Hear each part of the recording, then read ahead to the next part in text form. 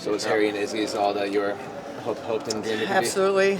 I had my lunch special that I was talking about, so hit the spot. For sure. Any other great, memories that you got to enjoy sort of off the court with, with Carly and Ollie? Yeah. And I told the All-Stars this in our pregame. It's my 25 years of coaching in the WNBA and however many All-Star games, and now getting to share it with our kids. And Rebecca had Graham there, and Sefu had Makai, and obviously we had Oliver, and they're in the locker room.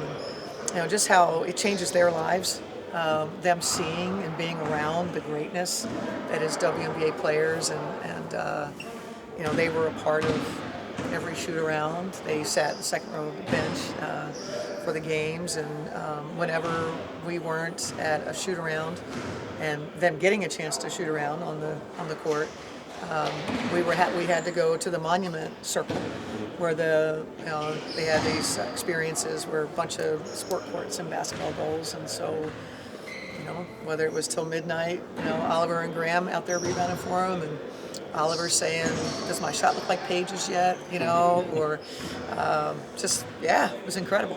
It was absolutely incredible, and obviously being with the All-Stars was cool too.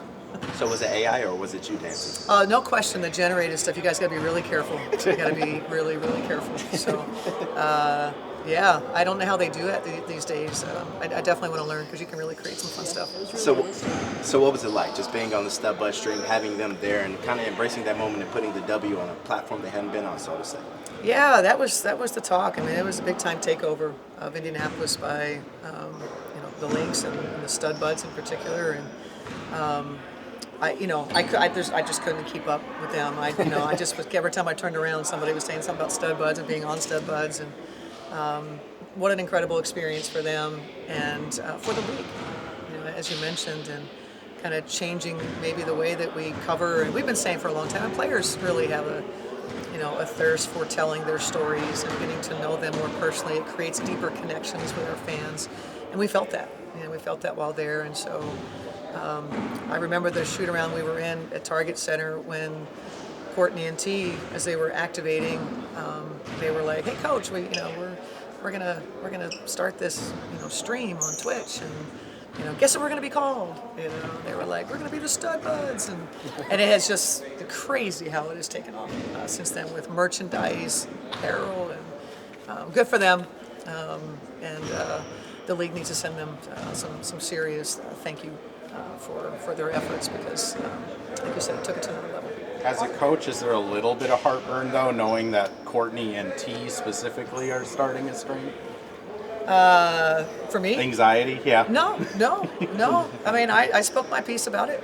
And, when this first got started, and, there's a big responsibility that goes with, when you're on and your voice is, and what you're saying. And so I said my piece and let them go have fun. On that note, though, we were talking with Fee and Courtney about this, but just the idea that it allows folks sort of a behind-the-scenes look at the league and also to see just the camaraderie, the sisterhood there, especially with, as you point out, a lot of online hate, a lot of sort of just, I think, negative voices around, oh, they're jealous, they hate each other, that sort of thing. How important do you think it was just in this moment for folks to see that sisterhood, that camaraderie? Well, I know I felt like the experience was very cathartic because of, what maybe sort of the wrong narrative that's out there that's being pushed and seems to be maybe louder than what the actual reality is for these players. And so I think being able to kind of push that aside and say that's not what's real, this is what's real. And now we're going to get back to being competitive, and that's okay, But as you saw, you can be competitive and you can have moments on the court, but then they all genuinely care about each other and root for each other. They certainly want what they want for themselves, but that was, I thought, maybe one of the best things that come from that was to kind of show what really exists and kind of drown out the stuff that's fake news, if you will. Where did that negative narrative come from, you think? We didn't always have it. It feels like it came in with the last draft class.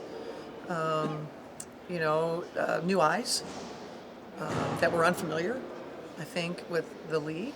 And, getting to know the league a little better for them probably would have been a good idea. But That seems like where it started. I don't. We have dealt with for years, the negative commentary about basically the WNBA. We've dealt with that for years, right? And women in history have dealt with that. So that wasn't necessarily new. Comments to posting something simple as a score. And you get your people that will do anything to say something negative about women in business, women in sports, women in politics. But this sort of vitriol was different and new, and I think that came with sort of the popularity, more eyes on it, and heck, everybody's got a microphone these days. Everybody's got an opinion, and they're not always informed opinions. And so, literally everywhere you look, you can say anything you want, whether it's true or not. You can say it, and then people go, "Hey, did you see?" And everyone and that's why I am teaching my son at every turn I get that what you're seeing on that device isn't always real, and most times it's not real. And a lot of people, grown people, that's a hard concept for them. And so narratives get spewed and repeated, and so I thought, being able to, sort of reclaim the WNBA space, I thought that was cathartic.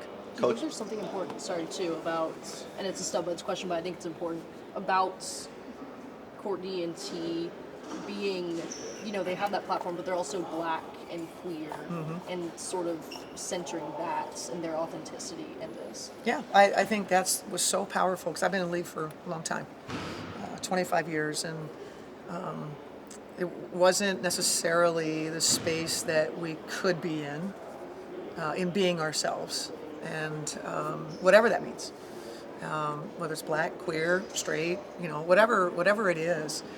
That's what's the beauty of the WNBA, is that every time I'm in a space with, whether it's national team, All-Stars, whatever, and I'm around WNBA players, that is the most beautiful thing that we do, that everyone gets to be themselves.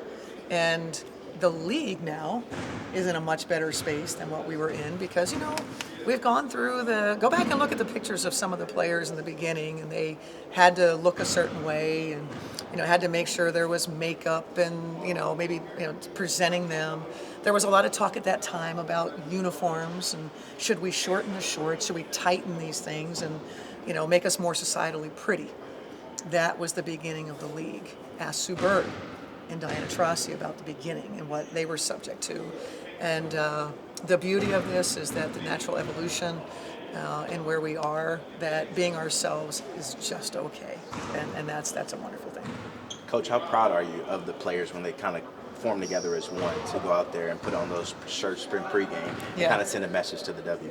Yeah. You're talking about All-Star? Yeah. Yeah. I love the experience, obviously, being able to have all of ours on one team. But I loved our team a lot, the experience. They genuinely were there to have a good time and support each other. And, we had leaders, we had people that were kind of, taking charge in different spaces. And it was just a lot of fun. Everything that you saw and that it seemed to be, it was a lot of fun. Well, I'm speaking to the shirts that says "Pay us what you owe us." I'm not in that. I didn't wear that. No, I know you didn't wear that. But when you see your players. Oh yeah, I'm sorry. You're fine. Yeah, no, I think that's obviously something that they're very passionate about, and they should be. And so it reminds me a lot of the women's national soccer team on the Capitol steps and the community behind them. It's powerful, and what they're doing is powerful. And, obviously I was not privy to any of what was happening. So when you all were seeing it, it was the first time I was seeing it and hearing of it as well. So, I think anytime they use their voices and something they believe in, I'm proud of them. Collier this weekend setting just All-Star game record, right? But then also, and again, I know you can't comment on this directly, but is leading, right, in terms of some of those more serious discussions happening. How does just that in this weekend speak to her leadership, especially this moment? This season? I mean, she's gone from 2019, the rookie, kind of learning how to lead, to look where she is now, and being an entrepreneur, with Unrivaled, really elevated her. Being a part of the executive committee, representing the entire league, as a part of group that are trying to bring the league forward. She has grown so much, and confident in her voice and confident in the ways that what her value is, what our league's value is, and really proud of her maturity. And the word I like to use with Fee, because I think it best describes her, is no matter what situation it is, she's got this level of grace to her. She is so graceful, no matter what the moment is. You know, even sometimes when she's, you know, trash talking, it's very graceful. If you look at it, she never really, it's just so natural. I'm really jealous of it. I don't have that in just a half of my pinky, the level of grace that she has. So, but I'm really, really proud of her. Getting back to being competitive, obviously back to work today, game tomorrow. Were you pleased with the way everyone came back and, you know, approached practice today? I did, yeah. I was really happy. The ones that got the break. You know, I said Lan was in Zion National Park, getting some zen, you know, touching some gems, and she looked like it. So I was happy. They all seemed like they had a good break. I was familiar with what was happening in Indy, but for the rest of them, they really felt they were a little more rested than those of us that were in Indy, and we'll need them. Shocking. Yeah. Post-practice, Cheryl, you addressed the high expectations. I mean, Yeah. those expectations have always been there. Why was it important to have her at home post-practice? Well, I think my point was that we've had, like, you know, some of you all will ask about if we happen to lose a game, you know, are we not ready for the expectations? You know, that's kind of been insinuated, and that's why I addressed that, you know, since last year's Commissioner's Cup, we have had a target on our back. That's not new for us. And so, you know, that comes, like, that's a weight that we're happy to carry, you know, or a crown that we're happy to, you know, sort of carry the responsibilities that go with that. And that means that, you know, we understand what it takes to be ready every game. And we know that if we don't play our best, we'll get beat. And we just want to make sure that in the second half that we understand that and you know, be ready when we tip off tomorrow night.